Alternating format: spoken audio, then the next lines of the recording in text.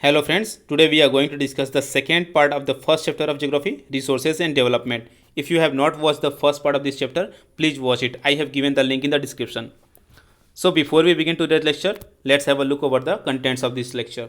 The topics are soil as a resource, formation of soil, classification of soil, under which we will discuss about the alluvial soil, black soil, red and yellow soil, laterite soil, arid soil, forest soil, and in the last we will discuss soil erosion and soil conservation. So let's begin.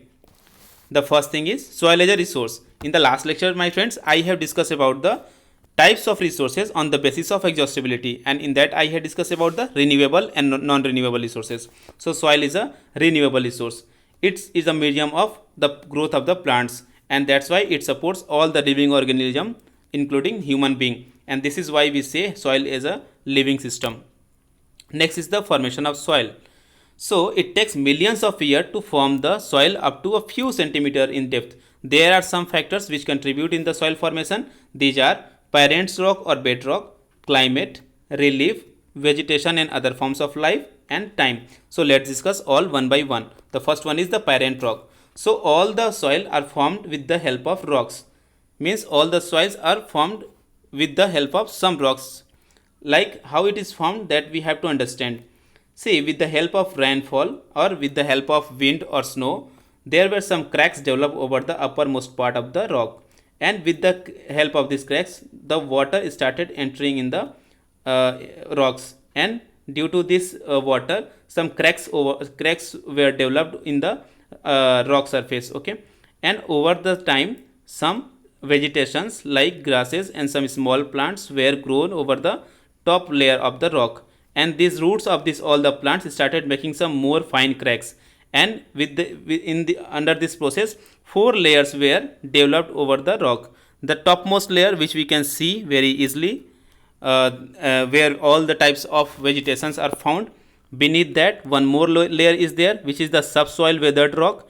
Means rocks are found here in the small particles, and beneath that one more layer is there, which is called the weathered parent rock material, which can be found in the form of some big stones, and beneath that unweathered parent rock is found, which is the parent bedrock, and it is not weathered, means it is not divided into small parts.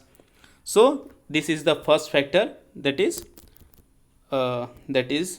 parent rock or bedrock. Second is climate. See my friends, there are three types of climate, basically dry, wet and cold. So in the dry climate, where there is dry climate, the wind will do the weathering and erosion. Means with the help of wind, the rocks will be divided into small parts, small particles. Where there is the wet climate, water will work. Okay, water will do the same work as the wind do in the dry climate. And where there is the cold climate, the glacier or ice, okay, we can say glacier works to do the erosion and weathering of the top layer of the rock. Next is the relief feature. So what is the relief? There are different types of relief feature like mountain, plain, plateau and coastal areas. Okay, so these all are the relief features. We can understand the role of relief feature in the factor of soil formation. Just to take an example, suppose this is the mountain area. Okay, so when the top layer of this mountain will be eroded, so it will be converted into soil. But where the depth of the soil will be maximum, you can understand it very easily, that in the slopy region, in this region, the depth of the soil will be very less. Why? Because it is a slope, it will start going downwards. Okay, the soil will be going downwards and it will be accumulated in this area where the valley is there. Okay, so in the valley side, the depth of the soil will be very high, and in the slopy region it will be very low. So this is the relief feature. Next is the vegetation and other forms of life. I told my friend in the earlier previous slide that with the help of the roots of the trees or small plants or grass, the particles of the stone started disintegrating in the small parts, small particles, and the same work is done by the other forms of life like bacteria. It works as a decomposer. It start making the very fine particles of the soil. So this is the vegetation and other forms of life, vegetation and we can say decomposers or bacteria. Next is the time. Time is not a direct key player in the soil formation. It works indirectly. Means we can when we have the parent rock, we have the climate, we have the relief and vegetation too, we cannot make the soil overnight or over few within few years. Okay, it will take some times, it will take almost millions of years to form the soil, even if we have all the first four factors. Okay, so time is a indirect player in the soil formation. So next is the classification of soil on the basis of color, thickness, texture, age, chemical and physical properties. Soil can be classified into different types like alluvial soil, black soil, red and yellow soil, laterite soil, arid soil and forest soil. So let's discuss all one by one. The first one is alluvial soil. So alluvial soil is the most widely spread and very important soil of India. Almost 42% area of India is covered with the alluvial soil, or almost entire northern plain we can say is covered with the alluvial soil. So in the northern plain of India, there are three Himalayan river system which contribute in the formation of alluvial soil. These are Indus river system, Ganga river system and Brahmaputra river system. About this river system you have studied in class 9th geography. In the Rajasthan and Gujarat also, the alluvial soil is found in the narrow area. Okay, and the same way in the eastern coastal plain where the deltas of the Mahanadi, Godavari, the Krishna and the Kaveri rivers are there, the alluvial soil can be found in this deltas area also. So in the Piedmont plains there are coarse soil. Okay, and these are known by the different names: Duars in the eastern area, Chos in the western area and Tarai in the central area. What is the Piedmont plain? That we have to understand. See, this is the mountain area. Okay, and suppose this is the plain area. Okay, so the Piedmont area is that area where the mountains ends and plain starts. So in this area the coarse grain of the soil is found. Coarse means big boulders are found of the alluvial soil. Okay, so it is not very fine particle here in the Piedmont area of the our Piedmont area, means the places, the area where the mountains and plains area meets. So in this area it is coarse soil. Okay, not very fine soil. So it is known by different names. I told you in the eastern Himalaya region. Okay, you know that I told you earlier that Himalaya, this all the northern plain area is found by the three river system: Brahmaputra river system, Ganga river system and Indus river system. So Indus river system is in the western parts of India, Ganga river system is in the central part of India and Brahmaputra is in the eastern part of India. Okay, so you can understand it like this. Okay, suppose I'll try to make it very rough. Okay, it is like something like this. Okay, so this is the mountain range. Okay, so in this part this is the mountain range and this is completely the plain area. So in this area Piedmont zone, the coarse soil is known as, in the western area it is known as Chos. Okay, in the central area it is known as Tarai and in the eastern area it is known as Duars. So these three key terms you have to keep in mind. Okay, so the next is, according to the age, alluvial soil can be classified into two: old alluvial soil, where the old alluvial soil are found, the area is known as Bangar region.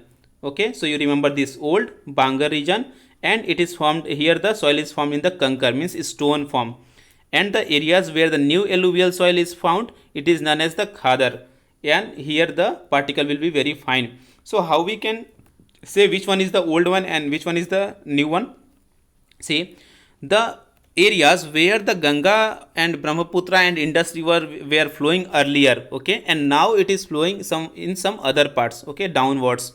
So where the river was flowing earlier, okay, that area is made up of the old alluvium, and that area is known as the Bangar region, where the part of the particles of the soil is not so fine and it is in the Kankar form, stone forms. So that's, it is called Bangar region.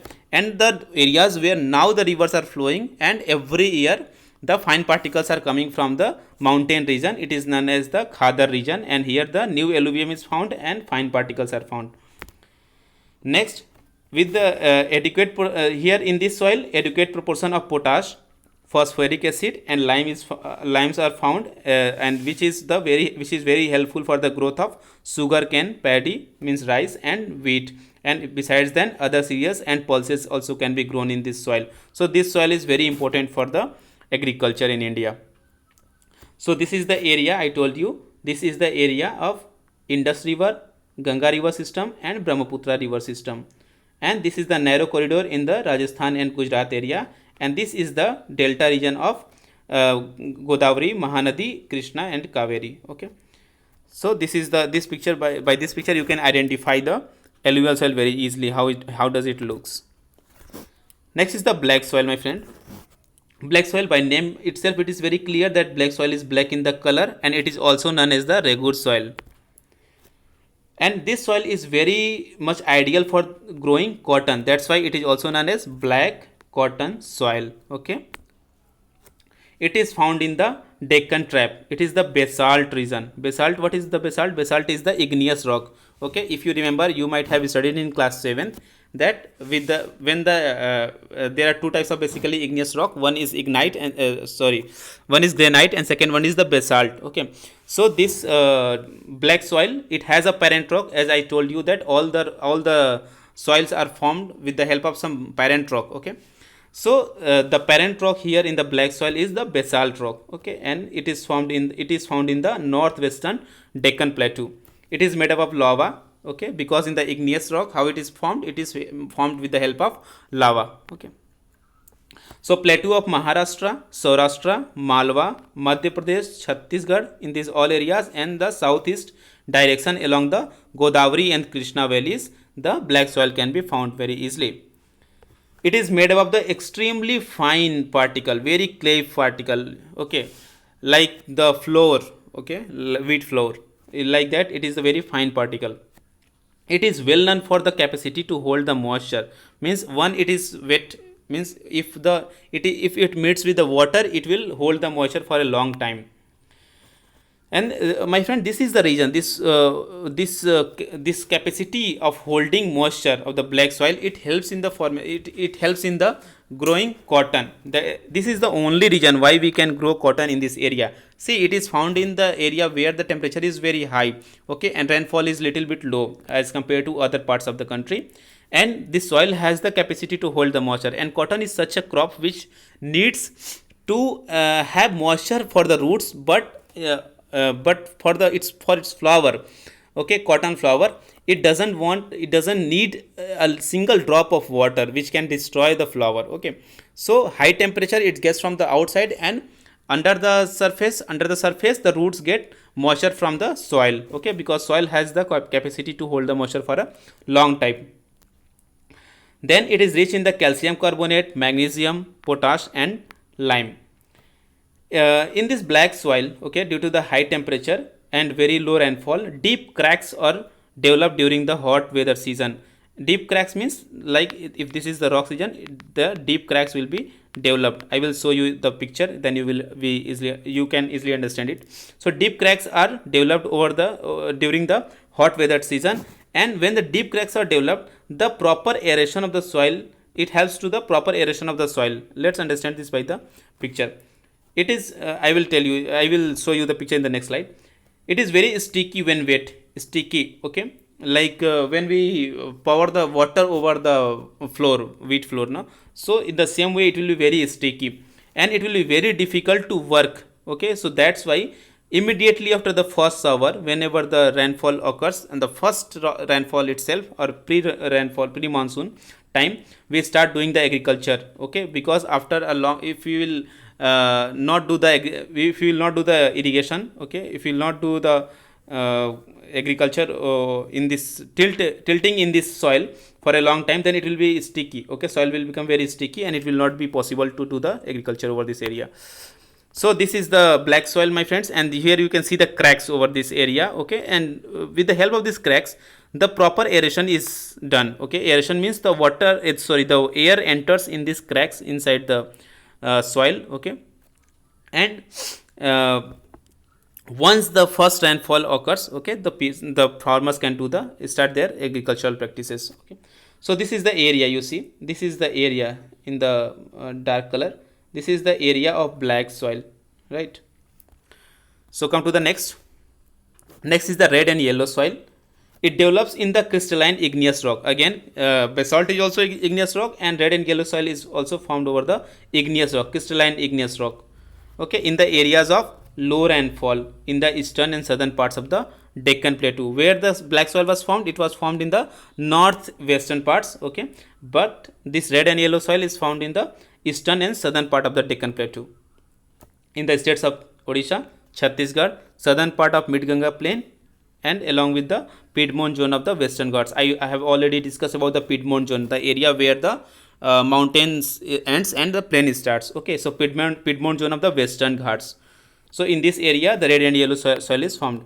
Why it is called red and yellow soil? Because it sometimes it looks red and sometimes it looks yellow. Okay, why does it look red? It looks reddish color due to the diffusion of iron. This point you have to keep in mind, because many times it has been asked in the board exams. Why does the red soil looks reddish in the color? Okay, it looks red in the color because of the diffusion of iron. And when it is in the hydrated form, means when it is under the means cover it when it is wet, okay, with the water, it looks yellow.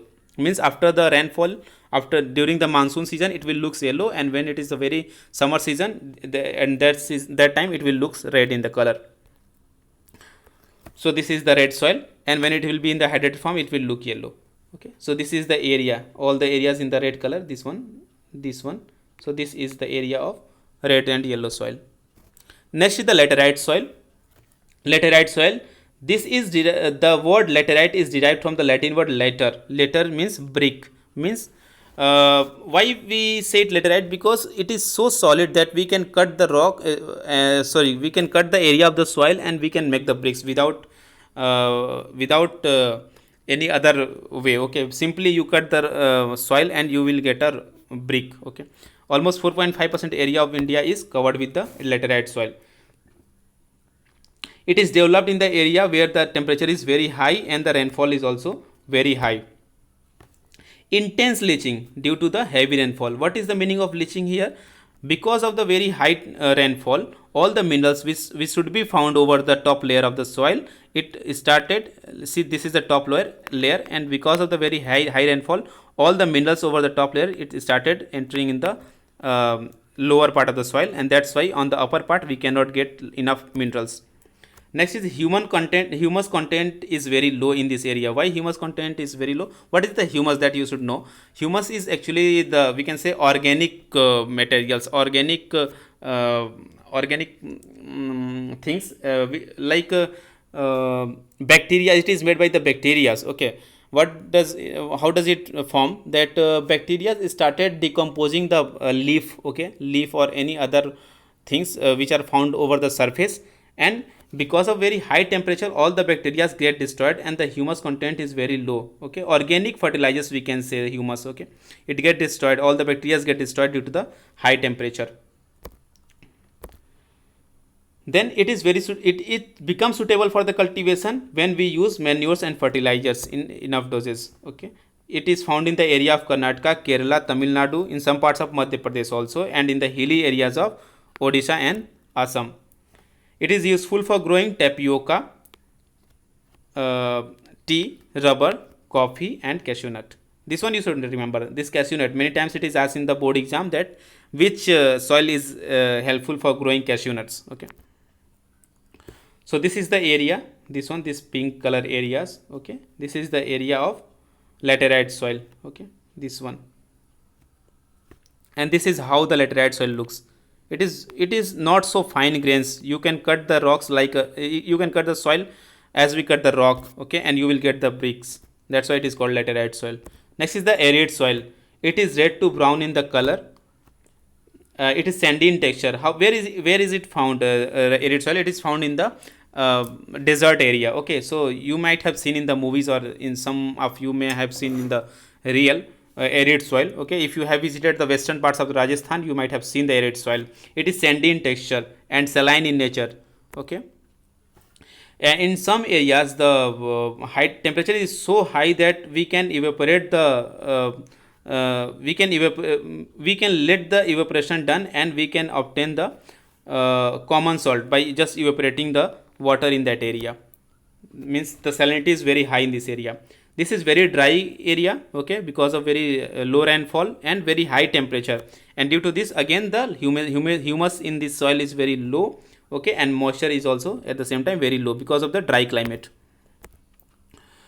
In the lower horizon of this soil, it is occupied by the conker, means stones, okay, and due to that why conkers are found in this area? Because the calcium content is increasing as we go downwards in the this area, okay, and this conker layer does not allow the water to filtrate, okay, it means this conker layer, it restricts the filtration of water.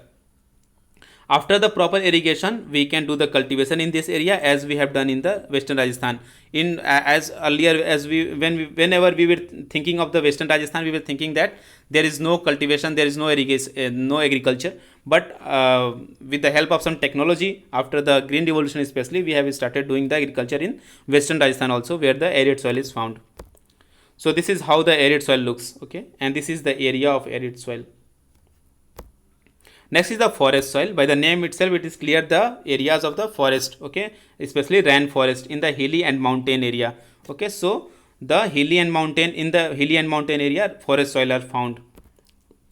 Very thin layer of the soil. Why very thin layer? You see, this is the mountain area, okay. So in this slopey region, soil cannot be in the thick form, it will be always in the thin form, okay. Why? Because it will be it will get deposited the downward, okay, it will start flowing downward.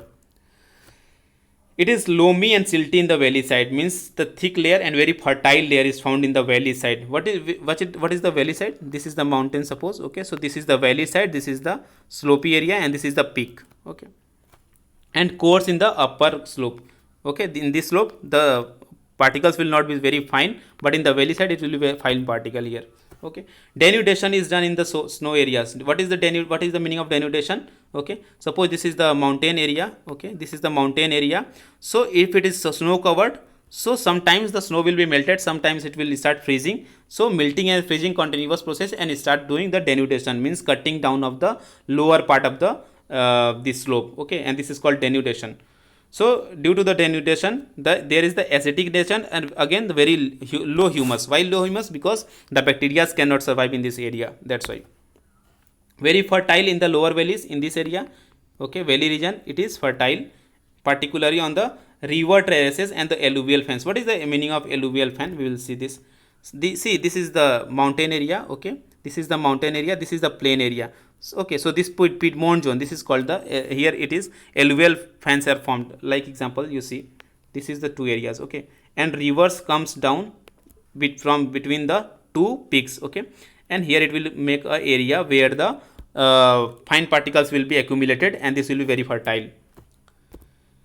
Next is the soil erosion, my friend, very important for the purpose of exam. First we have to understand what is the meaning of soil erosion. Soil erosion is the denudation of the soil cover, and after that washing down of the soil cover, it is known as the soil erosion. What is the meaning of denudation? See, after sometimes, see, this is the surface, okay, and with the help of water or means rainfall or ice, glacier and wind, the cracks are developed, okay. So the holding of this rock will be weakened, okay, and this is called denudation. And after some times, with the help of water or wind or glacier, this will be veered away, okay, means the top layer will be blown away from this area, okay, and this is called the soil erosion.